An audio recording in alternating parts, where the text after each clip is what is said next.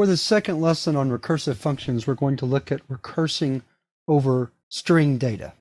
We're going to call this recursion2.py. So the first thing we're going to do is we're going to write a function called explode. And it would look like this. If we said explode hello, our output would be hello with the space between each letter, kind of exploding it out and making it take up more space, just like that. So we start out def explode. Our parameter is word. The first thing we do is test to see if the word's length is less than or equal to 1. If it is, then we need to stop, so we return the word. Otherwise, we return the character at word sub 0 plus a space, or concatenated with a space, and then our recursive call. And to recurse over the rest of the word, in other words, we're going to start with hello, and then on the first recursive call, we want the word to be ELLO if we're doing hello, for an example. So to do that, we'll use 1 colon to get a slice starting at position 1 through the rest of the string.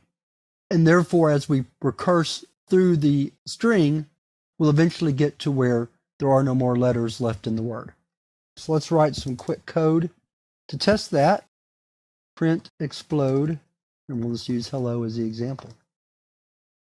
So let's exit and save, and we'll run the program. And there's hello exploded. So that's our first example. Our second example, I'll put the example up here in the comments also. We're going to write a function called remove dupes, which stands for remove duplicates. And so if we give it a string like this, AABBCC, it will return ABC. So let's write that function next. It also has word as a parameter. First thing we do is check to see if the length of the word is less than or equal to 1. And if so, we return word.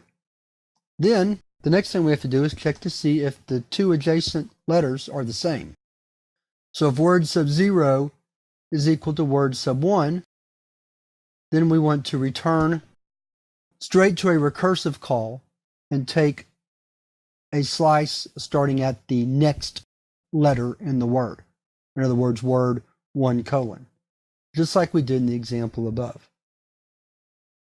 Otherwise, this means that the two adjacent letters are not the same. We want to return the letter at word sub 0 and then our recursive call to remove dupes. So let's give that one a shot.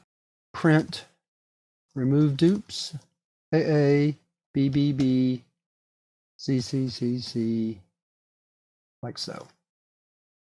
So let's do, just for fun, let's take this, cut it out, put it right here.